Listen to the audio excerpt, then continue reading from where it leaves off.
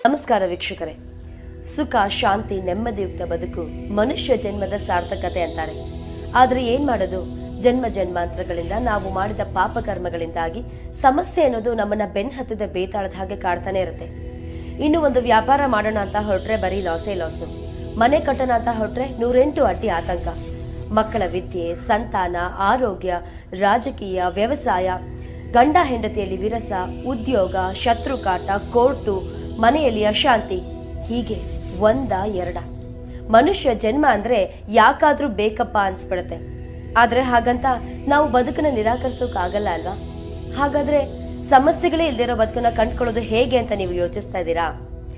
ಇಲ್ಲ, ಇನ್ಮೇಲೆ ನೀವು ಹೀಗೆಲ್ಲ ಯೋಚಿಸೋ ಅಗತ್ಯನೇ ಇಲ್ಲ. ಆಶ್ಚರ್ಯ ಪಡ್ತಾ ಇದ್ದೀರಾ?